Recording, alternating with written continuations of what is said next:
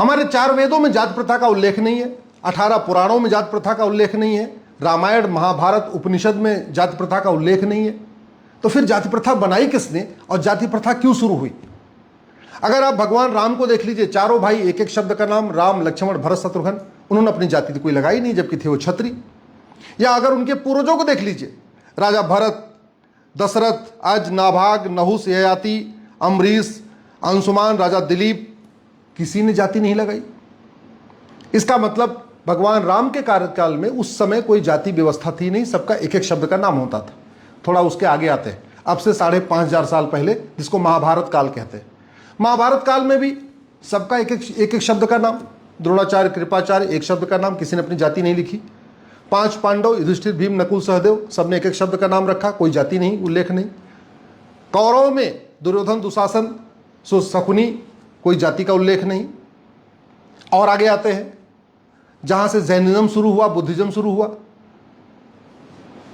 भगवान बुद्ध, एक शब्द का नाम। भगवान महावीर, एक शब्द का नाम। 24 तीर्थंकर, एक एक शब्द का नाम, किसी में कोई जाति का उल्लेख नहीं। तो फिर ये जाति व्यवस्था हुई कैसे और जाति शुरू करने की जरूरत क्यों पड़ी? क्योंकि इसके पहले सन 2000 साल, अब से 2000 साल पहले केवल और केवल सबके एक एक शब्द के नाम थे, दूसरा कोई शब्द था ही नहीं। हुआ यह कि जैसे जैसे संख्या बढ़ी तो लोगों को आवश्यकता इस बात की हुई कि भैया कंफ्यूजन हो जाएगा, एक ही गांव में अगर एक ही नाम का 2 व्यक्ति रहेगा तो फिर उसको आइडेंटिफाई कैसे करेंगे। तो तय ये हुआ कि मान लीजिए पहले एक बच्चा हुआ, उसका नाम राम रखा, बाद में दूसरा बच्चा हुआ, उसका नाम राम कुमार हो गया, तीसरा बच्चा फिर गांव में कोई पैदा हुआ, उनको भी भगवान राम के नाम पे अपने बच्चे का नाम रखना था, तो राम आश्रय हो गया। फिर कोई और बच्चा हुआ, उसको भी राम बहुत प्रिय थे, माता पिता ने बोला इसका नाम राम अचल रख देते हैं।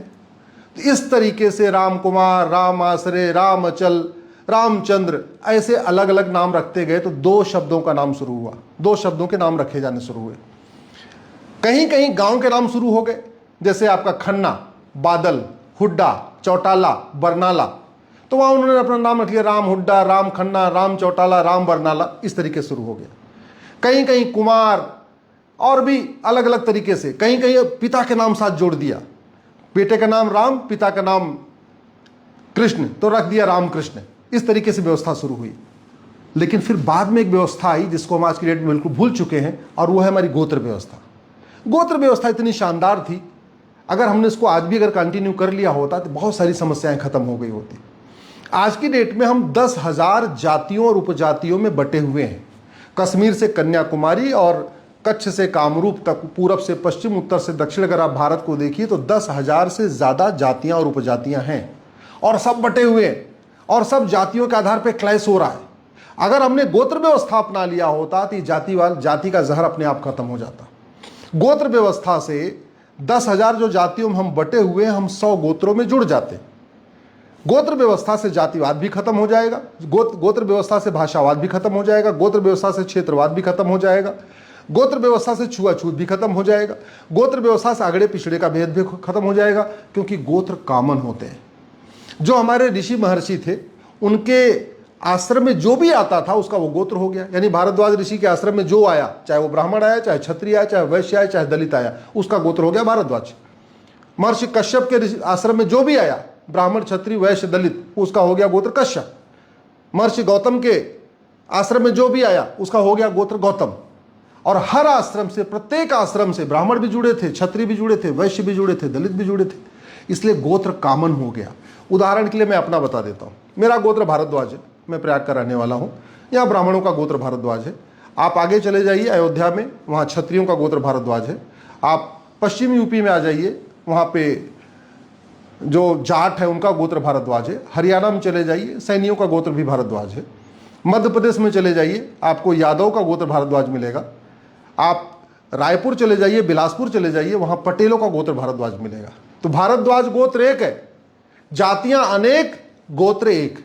इसलिए मैं कहता हूं जाति समाज को तोड़ती है और गोत्र समाज को जोड़ता है।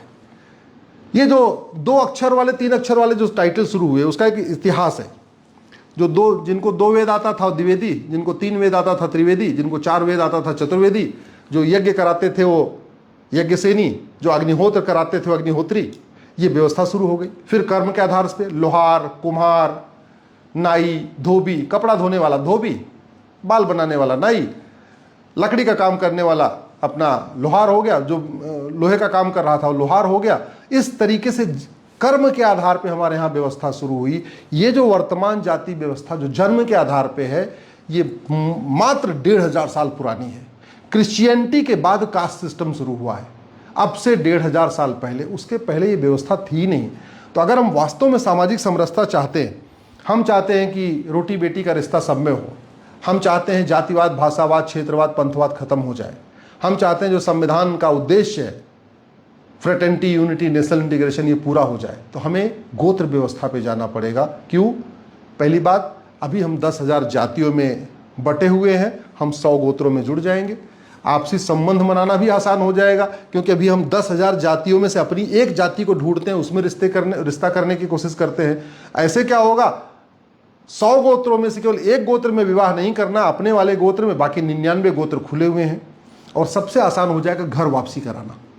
अभी जो जिनको पता भी है कि उनके पूर्वज क्षत्रिय थे, अगर वो वापस क्षत्रिय बनना चाहते तो वहां के क्षत्रिय उनको स्वीकार नहीं कर रहे। जिनको पता है कि उनके पूर्वज यादव थे, उनके पूर्वज पटेल थे, उनके पूर्वज लोहार थे, उनके पूर्वज धोबी थे, वो वापस भी आना चाहते हैं तो भी वहां के जो लोकल पटेल हैं, धोबी हैं या यादव हैं या क्षत्रिय हैं, वो वापस लेना नहीं चाहते।